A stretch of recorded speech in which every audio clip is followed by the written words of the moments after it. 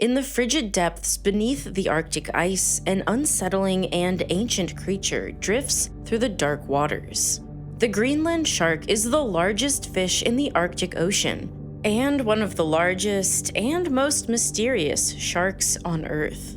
Fishermen who've encountered them describe them as ghosts, due to their sluggish demeanor and pale, almost lifeless eyes.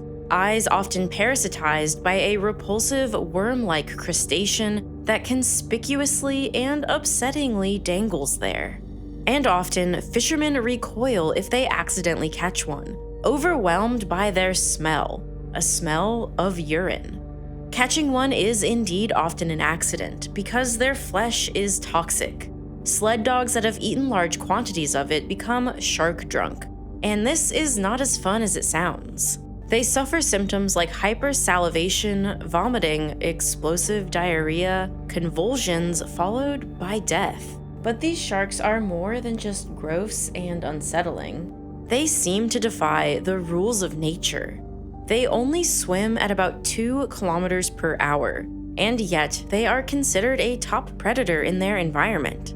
And they're the only shark that can withstand the cold waters of the Arctic year-round, and can live at depths over 2,000 meters, where the water temperature can fall as low as -2 degrees Celsius. And on top of this, these sharks can be ancient, in the truest, most literal sense of that word. They can be so old that there are likely individuals swimming in the sea that were alive before Christopher Columbus voyaged to the Americas, before Michelangelo painted the Sistine Chapel, while the Aztec and Incan empires were still thriving. Scientists estimate their average lifespan to be 272 years. But based on growth analysis, some individuals could be well over 500 years. This makes the Greenland shark the longest living vertebrate on Earth. For centuries, the secrets of the Greenland shark have been locked beneath the ice and in the shadows. But now, the black box is beginning to open, and its mysteries are starting to be revealed. Why is the Greenland shark so toxic? And how is it possible that it's a top predator? How can it survive in both extremely deep and extremely cold waters? And how does it live so unbelievably long?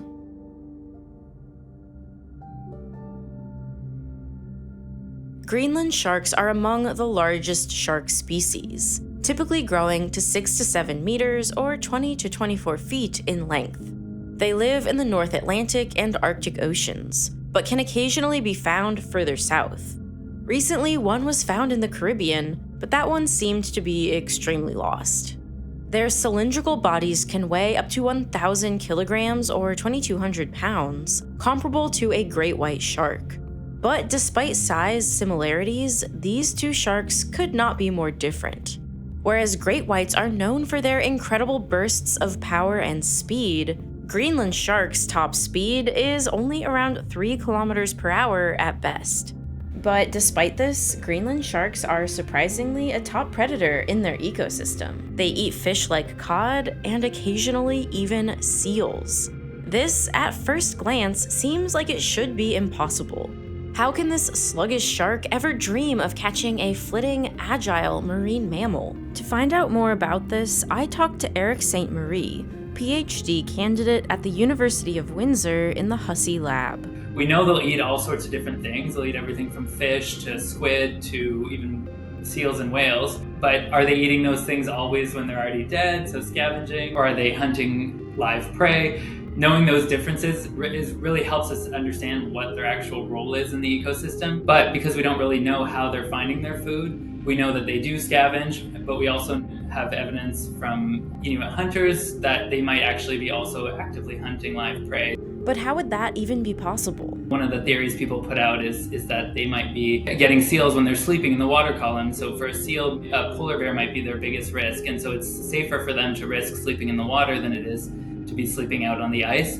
But that might give a Greenland shark, which has a very powerful nose, a chance to catch the seal. Even though the seal, technically, if it knew the Greenland shark was coming, could outswim it, the sharks might use kind of cryptic or ambush style predation to get these animals. But again, we just don't have enough information on that yet. So this is what Eric is focusing on in his research. And to learn about it, he tags as many sharks as he can. And these tags are collecting a ton of information. The tags we put out typically collect between 16 and 100 data points per second, and that's X, Y, Z acceleration, temperature, depth. A few of our newer tags, which are really cool, have a built-in sonar or hydrophone. Marine mammals are very noisy, right? So you can hear whales and seals quite clearly, and so that can kind of help us see what is the shark doing, looking at the acceleration data, when there's a seal or a whale nearby, and they can give us kind of clues on whether or not they're going after live animals. But hunting or scavenging, the Greenland shark's bite is like nothing else. If the shark doesn't manage to swallow its prey essentially whole, their teeth sometimes act like a giant hole punch. Beluga whales have been seen swimming around with giant circular chunks missing, and the stomach contents of a Greenland shark are sometimes perfectly round. The circular gape of a Greenland shark is made up of distinct top and bottom sets. The upper teeth are small and pointy, and the lower teeth are broad and square like a razor blade. Their teeth are so sharp that cutting tools were historically made from Greenland shark jaws in Inuit societies. But hunting and catching seals is still somewhat surprising, because Greenland sharks are considered to be effectively blind, for probably the worst reason nature has ever come up with. A particular parasitic copepod called Omatacoita elongata latches directly onto the shark's eyeballs.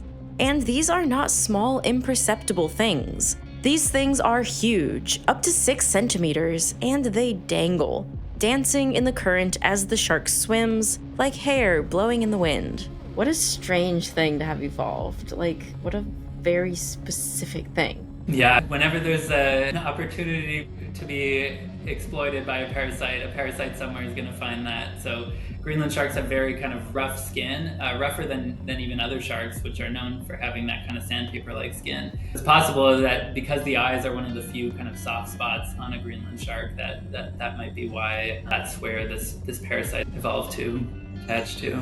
And this phenomenon is so common for Greenland sharks, it's almost a guarantee. In one study that looked at over 1,500 Greenland sharks from East Greenland, scientists found the parasite on 98.9% of them. And some scientists think that these parasites damage the shark's cornea enough that the shark is effectively blind, capable of only basic light reception and rough image formation. You might think that such poor vision would decrease the hunting and foraging success of the Greenland shark, but clearly they're all surviving just fine with this affliction, as fine as you can be with a worm crab attached to your eyeball. So the sharks might not really rely on vision for survival at all. Other senses likely compensate. If you look closely, this area on the shark's face is full of tiny little black dots. These are pores called ampullae of Lorenzini. These are sensory pores that all sharks have along their snout, the mouth, and the top of their head. Filled with an electrically conductive jelly, the bottoms of the pores are lined with hair-like cells called cilia. These cilia respond to changes in nearby electrical currents transported by the jelly, which triggers nerves in the shark's brain, which tells them something alive is nearby. But this electrosensory ability only works from about 1 meter away, while the shark is locking onto its target in the final moments before attack. To sense prey at longer distances, they use their incredibly acute sense of smell. The nostrils of a Greenland shark are large, which connects the outer world to their olfactory rosettes.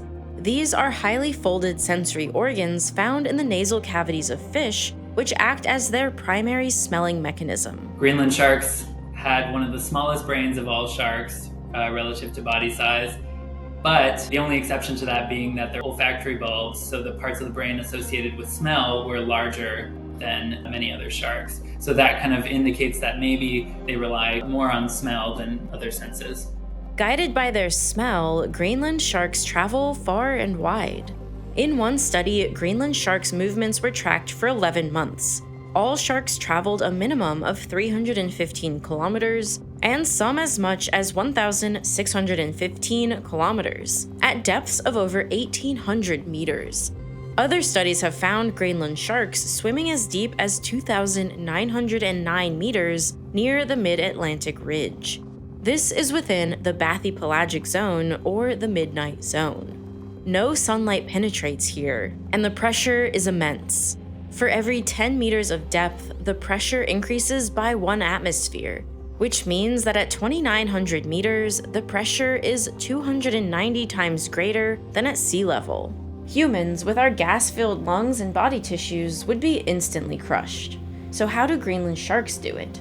One hint comes by looking at the different depths that a Greenland shark swims in. So we often think of them as deep water species, but they can basically occupy everywhere from the very deep all the way up to the surface. One advantage that deep sea sharks have that other fish don't is that most fish will regulate their buoyancy with swim bladders, which is a gas-filled bladder within their bodies, which is also why if you're fishing for deep sea fish and you bring them to the surface, often they will actually kind of like vomit out their innards because the gas bladder will expand as the pressure decreases as it's moving up. And so it can be hard for these types of fish to cover large ranges of depth.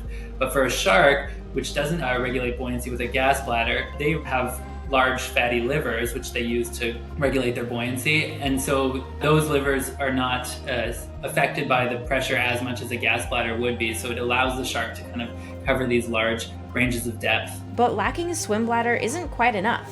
And at a certain point, immense pressure causes the interactions between water molecules to become destabilized, and proteins can start to unfold as a result of water penetration. And even fish with no gas pockets can have cellular function disrupted. And there's something else about the deep Arctic water that's dangerous besides the pressure: the extreme cold. Here, water can reach -2 degrees Celsius, or 28 degrees Fahrenheit, below freezing temperatures. The ocean water remains liquid because its salt content lowers its freezing temperature. But this level of cold could still very much cause problems for the tissues and proteins within the bodies of any animal living there. Even the hardiest proteins would cease to function properly without some form of chemical protection. So Greenland sharks and some other deep-sea species have a trick to solve this. It comes in the form of something called TMAO, trimethylamine N-oxide, a naturally occurring compound found in many marine fish and shellfish. TMAO acts like a shield inside the cell, protecting the cell's proteins from the distorting effects of freezing temperatures and high pressure. TMAO stabilizes water molecules, which keeps the water from crushing and deforming proteins under high pressure. And TMAO also helps maintain the folded structure of proteins, which when exposed to cold temperatures, would otherwise unfold and lose function. This means the more TMAO a marine organism has within its cells, the more pressure and cold it can withstand. Thus, it's not surprising that the deeper a sea creature lives, the more TMAO is found in their cells. The Greenland shark and the related spiny dogfish have among the highest levels of TMAO on record. And high levels of TMAO are also what makes the Greenland shark poisonous. TMAO can metabolize into trimethylamine, which can cause the dangerous intoxication I mentioned before. TMAO also counteracts urea-induced protein denaturation. And this is important, because the Greenland shark retains high concentrations of urea to maintain osmotic balance and avoid dehydration in salty seawater. The urea, by the way, is what makes the sharks smell like pee. So with their stabilized proteins, osmotically balanced bodies, and chemical and electrosensory abilities, Greenland sharks drift through the abyss unbothered, moisturized, and in their lane. They are so well adapted to this environment that they can exist within it for centuries. The first hint at their extended mortality came almost a century ago. In 1936, a Greenland shark was caught and was measured to be 2.77 meters long. It was tagged and released back into the ocean. Pretty standard stuff. But 16 years later, something incredibly lucky happened. Scientists caught the same shark again. This time, it measured 2.86 meters in length. It had grown just half a centimeter per year, a glacially slow growth rate.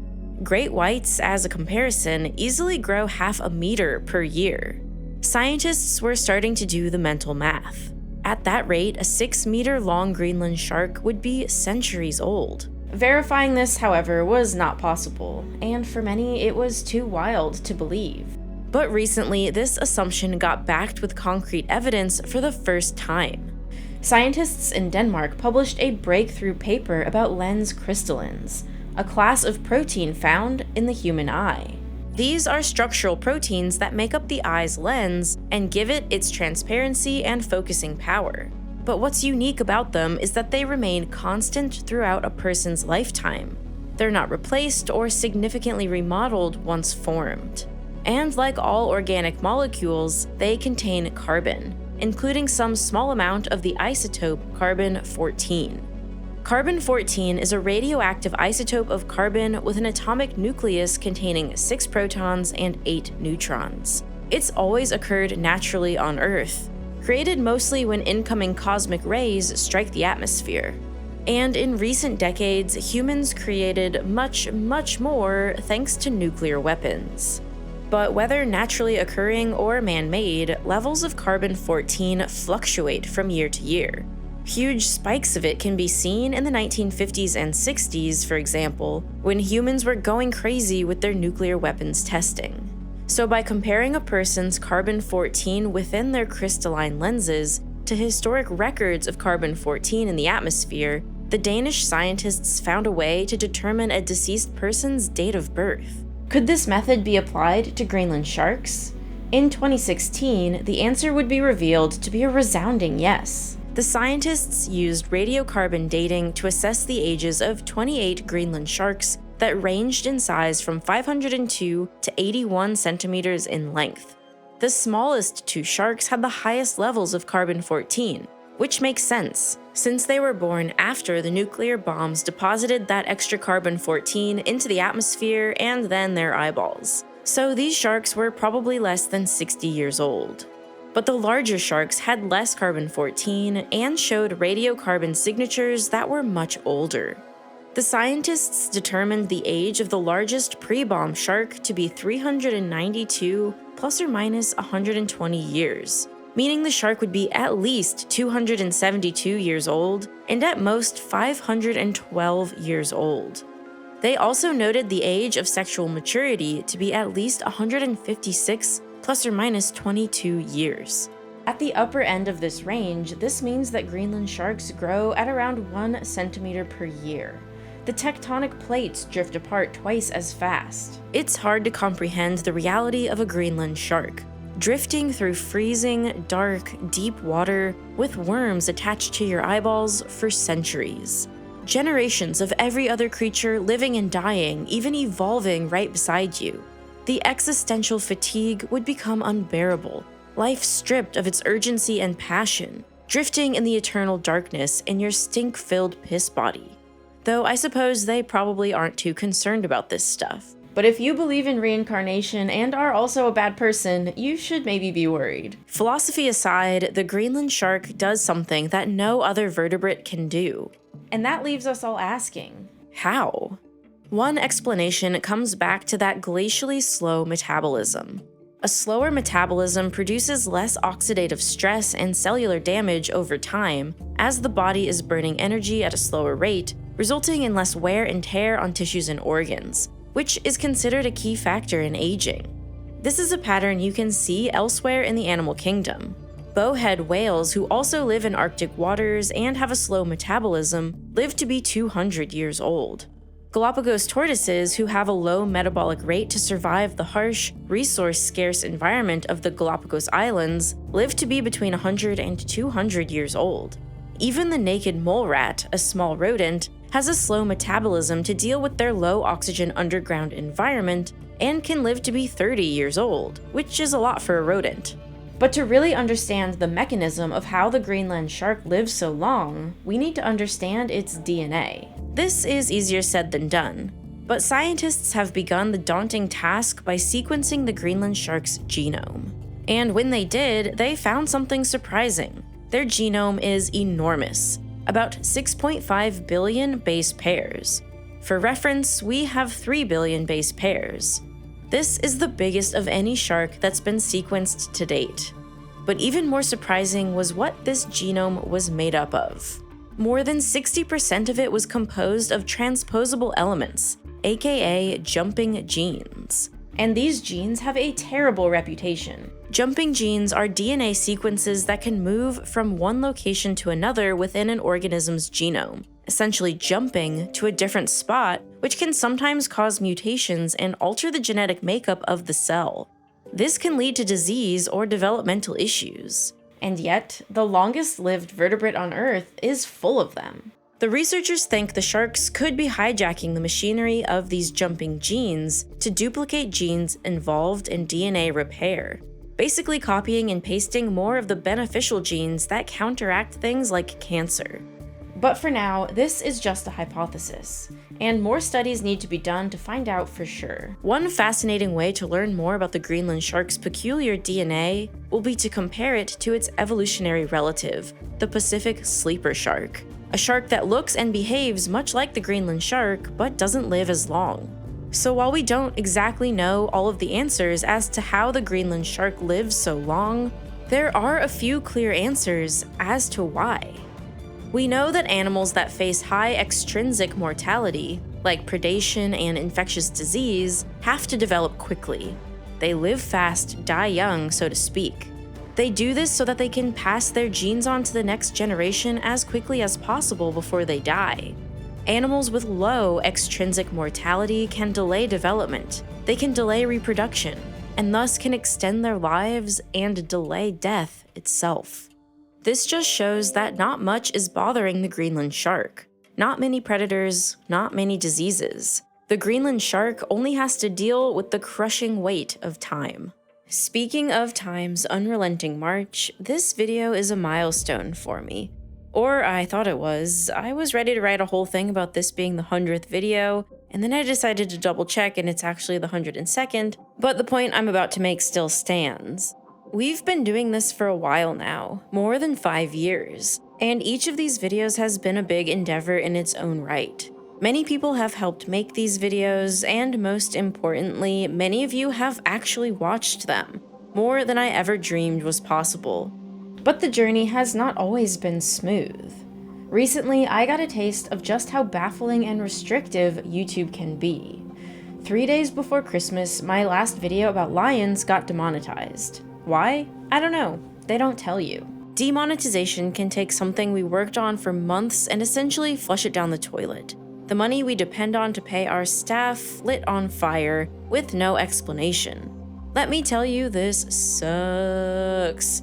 So I was desperate for a solution. I appealed the demonetization, blurred out the lions hunting anything just in case that was the problem, and waited for their final decision. And after a few days, the decision was reversed, and the video was remonetized, again with no explanation. Was it all a mistake? Was it the lions hunting that was the issue?